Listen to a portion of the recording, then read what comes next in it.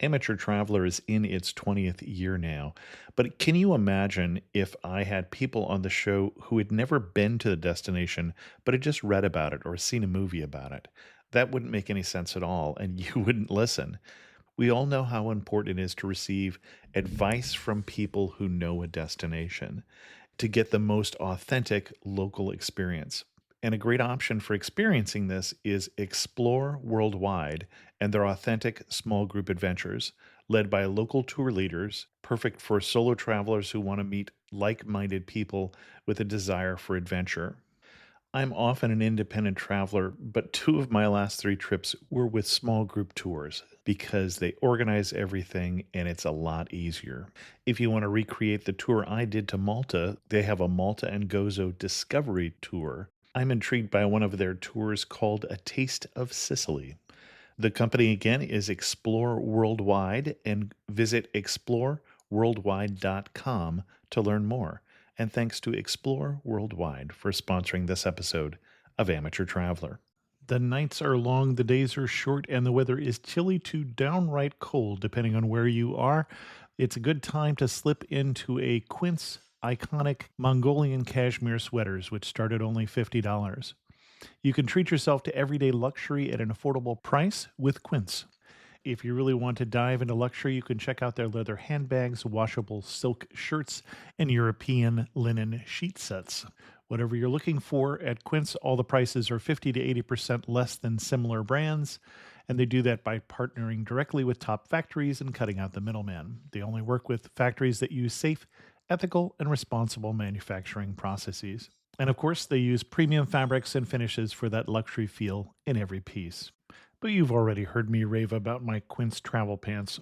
Treat yourself this winter without the luxury price tag. Go to quince.com/traveler for 365-day returns plus free shipping on your order. That's QUINCE.com/traveler to get free shipping and 365-day returns. Quince.com/traveler. And thanks to Quince for sponsoring this episode of Amateur Traveler. Got my bags packed, I'm on a roll. I'm heading out there and I'm ready to go. I'm looking real good in my passport photo. Oh, no. Amateur Traveler, episode 248. Today, the Amateur Traveler talks about parks and ethnic food and the iconic CN Tower as we go to Toronto. Got to sit in one more cafe. I know that I should be heading home, but maybe not today. Welcome to the Amateur Traveler. I'm your host, Chris Christensen. Before we get into this week's interview, I do have only one news story for you, and that one caught a lot of press this week. There was a seat designer from Airplane Seats in Italy that came up with a unique and rather unpleasant-looking design for an airplane seat, and that is a saddle-type seat. So you're not sitting on a flat surface, you're sitting on a saddle-like shape, and your legs don't go straight out from your hips, but instead angle down, and the reason for that is so they can pack you in closer. This is a seat that would have a seat pitch, and a seat pitch is the distance from the back of one seat to the back of the next of only 23 inches. So you might want to check out the pictures for that at the show notes at amateurtraveler.com. I'd like to welcome to the show Corinne, the founder of Have Baby Will Travel, who is also a lifelong Torontonian who has come to talk to us about Toronto, Canada. Corinne, welcome to the show. Thank you, Chris. And did I say that right? Torontonian? Yes, you did. Torontonian. Torontonian. I've never heard that phrase. So, Toronto. You obviously didn't choose to live in Toronto. You were born there originally, but why should someone come visit you in Toronto? Well, Toronto's got so much going for it. You know, we're the largest city in Canada, but it's also, in addition to being sort of an urban metropolis, it's like probably one of the most multicultural cities in North America. And instead of being a melting pot, which I often hear the United States described, Canada's more of a cultural mosaic. So we have areas of the city, like you can literally travel the world in one city. We've got actually a couple of Chinatowns, Greektowns, a huge Polish area, and of course in all those areas comes the really great food that is sort of indigenous to those neighborhoods as well. We're clean, we're easy to get around, and there's no shortage of things to do and see here in Toronto. Now, Sometimes of the year it's a little chilly up there, so when would you recommend is the perfect time of the year to come to Toronto? We experience winter sort of as most of North America does, but I mean, other than that, summer is hot and muggy, and spring and fall are wonderful times to come. Spring can be a little unpredictable. I mean, sometimes the cold weather will extend through into March and April, but fall is actually a very spectacular time to come to the city because there's so much parks and green space that, of course, the fall colors are beautiful. And we don't really experience our full fall color explosion until later in September and through to October. We often have leaves up until the first week of November. So any time during that time is a really great time to come. And then, of course, all the major attractions are less busy at that time, too. Now, I want to say, and correct me if I'm wrong here, that Toronto is one of, if not the southernmost Canadian major city. We are, but there's a little stretch, sort of southwestern Ontario is actually like a lot more south, and then there's the sort of belt around the Niagara escarpment where there's a really great, an easy drive from the city too, like 90 minutes. Really great sort of wines, and that's where a lot of our produce comes from also. So it's actually a lot warmer, just an hour and a half drive from downtown. Okay. So when someone comes to visit you in Toronto, what do you take them to see? What's a good itinerary for seeing Toronto? Where should we start? We definitely want to start downtown, and of course it depends on what your interests are. But if it's sort of outdoor spaces, one of our personal favorites is Toronto Island Park, which is just a brief ferry ride. It's probably less than 10 minutes across the lake over into the islands where some people live, but mostly it's just been developed into one huge park. And so there's bike paths, and you can rent a bicycle built for 2 or for 4. Lots of beaches to explore. Weeping willow trees, you don't really see them that much in the city center anymore because their roots are very invasive. So when in the city, like even though we're very green, there's very few willow trees. And over on the island, it's laden with willows. So to see them sort of dance in the breeze over the lake with a bright blue sky, it's a wonderful day. Also High Park, which is also on the subway line, like beautiful big park with a playground and trails to explore. And then, of course, down on Yonge Street, I believe Yonge Street is the largest street in the world. You may correct me on that, but as far as I know, it's the longest street. But sort of downtown core, we have the Eaton Centre, which is the city's largest shopping center. I think it's over 250 shops and services. Across from that is it's called Yonge Dundas Square, which is kind of reminiscent of Times Square in New York City, which is kind of a gathering place where they often have festivals and that sort of thing. As well as there's a really hopping and developed sort of theater district if you're into watching live theater, and as opera, ballet, the list goes on and on. Depending on what your interests are, Toronto certainly has something to fulfill it. A couple questions. You mentioned a 4-person bicycle. I'm assuming that's like a Surrey rather than just a really long bicycle. Yes, yeah, it's 2 and 2. And then, where's the best place to get lost in Toronto?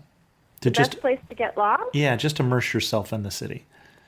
Just a little bit west of the downtown core is an area called Kensington Market. Well, actually, there's Chinatown, which is lots of great streets and produce and restaurants, but just a little bit west is Kensington Market, which is just area of the city where there's all kinds of funky little boutiques, sort of vintage shops, as well as any kind of foodstuff ingredient that you could imagine, like really great cheese emporiums and fishmongers and butchers. It's definitely a very, very vibrant part of the city and sort of a foodie's paradise, as well as sort of a vintage shopper's paradise, sort of all rolled into one.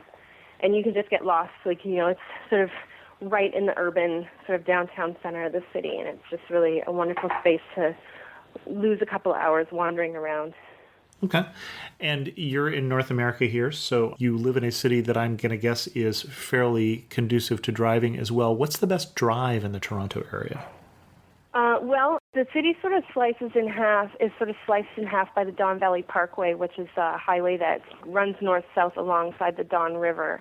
And that's sort of if you want to head out of the city going north, that's sort of your best bet. It does tend to get pretty busy during rush hour.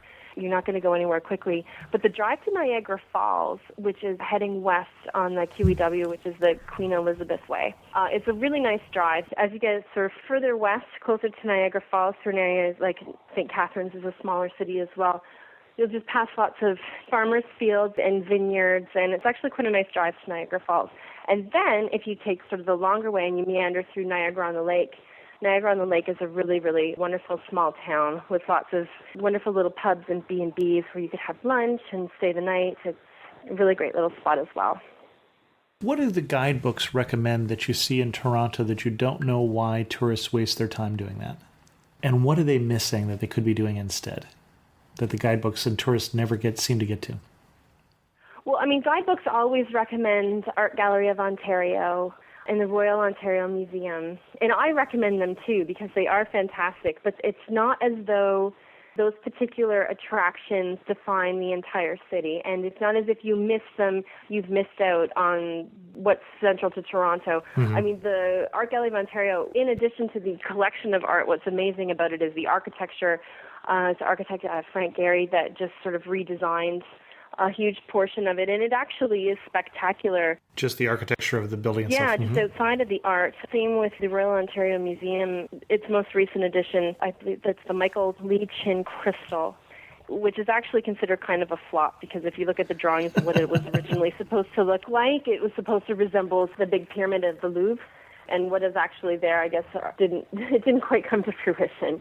But, I mean, the ROM is fantastic because the dinosaur exhibit is really spectacular, as well as sort of the ancient Egyptian mummies and that sort of thing. But if you miss those particular attractions, it's not like you've missed out on the city. It's like there's so much more, even in the areas surrounding those particular attractions, that make Toronto more of what it is as opposed to those specific destinations. Okay. So what is the heart of the city? If you're a tourist, you can't really say you know Toronto unless you've gone where? Sort of the area surrounding the Eaton Centre and City Hall. There's a whole bunch of sort of hustling and bustling places. Another great spot just south of there is Harbourfront, where it's sort of a walkway along the lake and then through up to the CN Tower. And CN Tower is sort of like it's the center of our definitive skyline feature, yeah. Exactly. CN Tower is definitely worth a visit, even if it's just the elevator ride up and to peek over the side of the glass floor. If you can walk on it, you're braver than I am because every time I've been up there, I'm the one on my hands and knees peeking over the side where various toddlers are sort of jumping up and down on it. But it's great. It offers a wonderful view. You really get a grasp of how large the city actually is. And on a clear day, I think you can see across the lake over to Rochester, New York. But sort of that surrounding area, there's so much to do. The nice places, if you're up for it, the major attractions in the downtown core are all within walking distance. Okay. You know, sometimes it's a good walk, but the walk is part of the journey as well. You sort of pass through all the various neighborhoods and great streets. Okay. And a favorite neighborhood that you pass through? I love the Distillery District. The Distillery District is really kind of like stepping back in time, and it's actually used for a lot of movie shoots. And it's an area of the city, I believe it was the Gooderham and Worts Distillery. I think they made whiskey. And it's truly like stepping back into time. It's old brick factories, which a lot have been converted into really sort of fantastic loft spaces. And wonderful bakeries and restaurants and that sort of stuff, all sort of in the midst of cobblestone streets. And it's a tiny little pocket just east of downtown. And it's a great place. You head over there for a bite of lunch and just wandering the streets, admiring the view. It's really like nowhere else in the city. And I'm going to guess with the geography we're talking about here that was probably a fairly booming place while the U.S. was in the middle of Prohibition. Oh, probably, yes, definitely. So if I want to consider myself even a temporary Torontonian, what do I need to eat? Oh, let's see. Well, you need to go to the Danforth for a Greek meal. Oh, Greek meal. Interesting. Yeah, the Danforth is our Greektown. So there's a stretch of probably about 10 blocks or so, which is largely Greek, mostly Greek restaurants, and not so many boutiques anymore, but it's mostly the restaurants, and certainly most of the residents there are still Greek. Just a little bit west and south of there is an area called Cabbagetown, and if you go up and down Parliament, there's all kinds of great little pubs. Curious, do you know why it's called Cabbagetown? I do. It's because the original immigrants to that part of the city were Irish, and they grew cabbages in their front lawn. Okay, all right. I figured there was a story there. Yeah, no, there is. So, yeah, you need a Greek meal in Greektown. You need noodles in Chinatown. And you have two Chinatowns to choose from, by the way. We have the major one, and then there's the smaller Chinatown east. And is there a difference culturally between the two? Is one from northern China and one from southern China, or Yeah, well, I mean, the main Chinatown is sort of China, and the Chinatown East is sort of a combination of Chinese and other various Asian. There's a lot of Vietnamese and Got that sort of stuff. So if I was looking for pho, I'd go to the second smaller Chinatown because that's Yes, as more well as Vietnamese. little Vietnamese sandwiches that everyone kind of love the goes sandwiches. crazy for. Okay. Yeah. Okay. Yeah, they're cheap and they're delicious. And if you can stomach all the various ducks hanging in the window that recently left this earth, then yeah, it's really good. You know, it's wonderful. And in Kensington Market, truly, they have wonderful empanadas. There's a little Chilean spot that has amazing empanadas in Kensington Market. The best place to go for food, though, is St. Lawrence Market. And it's closed Sundays. And on Saturdays, they have a farmer's market that starts at 5 a.m. But really, St. Lawrence Market is kind of like if you took Kensington Market and shrunk it and put it inside. Mm-hmm. And sort of the classic thing to eat at St. Lawrence Market is back bacon on a bun. Okay. Which is literally just that. It's like bacon on a bun. And I think it's $5, and you can't go wrong. It's a great lunch. So that's a more traditional Canadian meal, like poutine or something like that. But it sounds like from where you started with Greektown and Chinese and whatever, that really the Torontonian self-image is this culturally diverse city. Yes, very much so. So if I wanted more of the traditional Canadian things, maybe a little more out of town, that would be more popular. But when you're in Toronto, it's all about the Chinese, the Vietnamese sandwiches, and the Greek. Oh yeah, and there's chain restaurants. There's something for everyone. I mean, it is a foodie's paradise, but if you're kind of old school or simple in your taste, there's more than enough options for everyone. Okay. What's the best day of the year, the single best day that I should be in Toronto? Well, I am a particular fan of Thanksgiving, but our Thanksgiving is different than American Thanksgiving. It's our in Thanksgiving October. Is, yes. And at that time of the year, the weather is still really good. It's usually quite sunny. There's a crispness, and the leaves are changing, so it's quite beautiful. And, of course, I'm partial to my family's turkey dinner. So, and many restaurants offer that as well for those families who don't want to cook. Okay. There's not a particular Toronto festival, for instance, that you think is the best day to come? Oh, what's happening right now is the Toronto International Film Festival. So there's an area called Yorkville that is kind of like the Shishi Tony area where the Chanel boutique and the Gucci shop and all that stuff. And in and around that area is where all the stars can be found. And I think it's 2 weeks or 10 days, 10 days to 2 weeks of movie screenings and hustle and bustle in Yorkville. It's really, really fun just to sort of sit. Yorkville is a great area to people watch anyways, but at this particular time of year, it's even more so because of the possibility of a fairly major celebrity sighting. So. Okay. One thing that you've seen sometime this year that you looked at and you had to laugh to yourself and say, only in Toronto? My family and I had one particularly blissful day where it was a beautiful, warm summer's day, but there was a nice breeze, so it wasn't too muggy, and we went over to Toronto Island. They have a charming little amusement park there, too, which is great for sort of toddlers and preschoolers because the rides are very small, and the kids can go on them by themselves. And it's just a wonderful day. The ferry ride is about 10 minutes, and literally you're in an area of green like you've never seen, and you walk a little further, and there's fountains, and there's a big pier out over the lake. And on that part of the lake, it actually doesn't look like a lake. It kind of looks like the ocean, and it's just like you can just imagine that you're somewhere completely other than, like for me, it's home, and home is good to see, but sometimes it's nice to have a bit of an escape close to home as well. So Okay. for me, it was just the blue sky, the bright sunshine, the lake, the fountains, the children frolicking in the fountains. It was truly like a scene from a movie. It was pretty idyllic, and it was a wonderful day. One warning you would give, one thing that people should know before they come to Toronto? I mean, it's not perfect. If you listen to the news, you'd think it might be a bit of a scary place to live, but, I mean, in comparison with other parts of the world, it's not at all. It's busy sometimes, so there's a bit of a rivalry between Toronto and Hamilton, which is about 45 minutes to the west of us. They seem to think that Toronto is large and impersonal and cold, but I've lived here my whole life, and I've never found it to be that. I've the exact opposite, actually. I find people very kind and very helpful and very open and welcoming. So we may have the reputation, depending on who you talk to and where in Canada they're from, that we're big, cold, impersonal, but I don't think that's true. So I have 3 more questions for you, but anything else that you want to make sure that people know about Toronto? I don't think so. I just we really and truly have everything. If you're the outdoorsy type, there's stuff to do. If you're big into theater, there's plenty of live theater. If the ballet, the opera, shopping, there truly is something for everyone here. One little corner of Toronto that you go and you say, thank God I was born in Toronto. For me, it's Riverdale Farm, which is a charming little working farm in the Cabbagetown area. The area surrounding it is largely residential. Cabbagetown is sort of a historic part of the city where the houses are all sort of big old Victorians, big leafy trees, and just outside of Riverdale Farm, there's a lovely park which you can make snowmen in the winter and splash in the wading pool in the summer. And Riverdale Farm is truly a little working farm that's open almost every day, and it's free.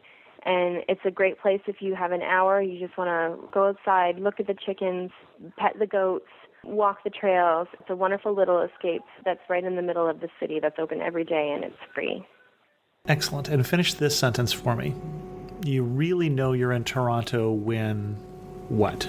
You really know you're in Toronto when you ride the subway and hear possibly 5 different languages that you're not entirely sure what they are, and then you emerge from the subway station onto the street and a streetcar rolls past and you see the CN Tower and the sun shining and you smell the hot dog carts and the chip trucks and you can sit and have a bite and just sort of watch the world go by. The chip trucks, are we talking? Oh, chip trucks. Oh, French fry trucks. French fry trucks, okay, that's what I thought we were talking about, okay. Now, you mentioned the subway, and as I recall, if I was in Toronto in the wintertime, that Toronto has, I want to say, a whole underground city off of the subway. That's right. It's called the Path Network. It's largely downtown that runs sort of underneath most of the office buildings, and it's connected to the subway. And it's a huge sort of underground area. There are shops and restaurants. A lot of the people that work in the various office buildings head down there for lunch. Truthfully, I get lost there all the time, and I've lived in the city my entire life. So if I'm looking for something in the path system, I'm on purpose leave an hour early because I'm certain to get lost. But at least especially if it's in the wintertime, at least you're warm and sheltered. And if you had to summarize Toronto in 3 words, what 3 words would you use? Fresh, fun, and green. Excellent. And where can people read more about your travel writing? Oh, well, my website is havebabywilltravel.com. Anything and everything to do with traveling and babies with toddlers. There's a blog attached to my website where I sort of talk about my own personal travel experiences with my children and also answer readers' questions. And then I'm also the Toronto City Specialist for WestJet's Up. WestJet is one of Canada's airlines, and their in-flight magazine is called Up, and they have an online contingent, and I'm the Toronto City Specialist for them. I also contribute a family travel column to Planet Eye Traveler magazine, which is planetitraveler.com. And what's your best travel to Toronto with kids tip from Have Baby Will Travel? From Have Baby Will Travel, it's utilize all the things that are free. Because that's the one nice thing about this city is there's a number of things especially targeted to families with children that are free. And so a lot of the really fun attractions can be expensive, but you can balance that with so much that's free. It's really great in the sense that the city funds a lot of the free stuff. So that would be my recommendation. Excellent. Well, Corinne, thanks so much for coming on The Amateur Traveler and telling us about your home city. Thank you, Chris. I'm so glad we were able to finally connect.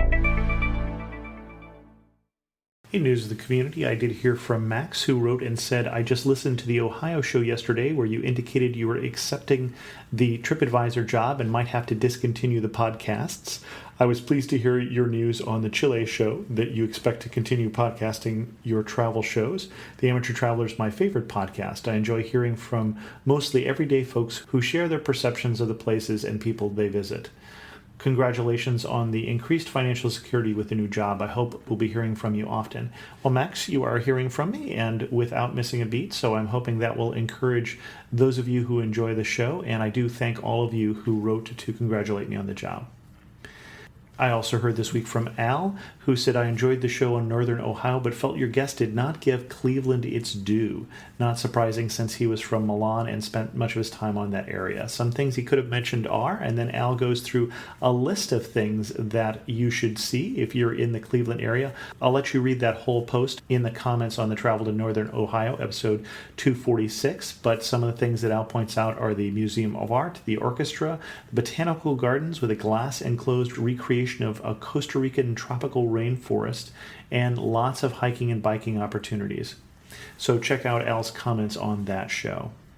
And then speaking of comments, I did also hear from Michael, who took some exception to the show on Miami.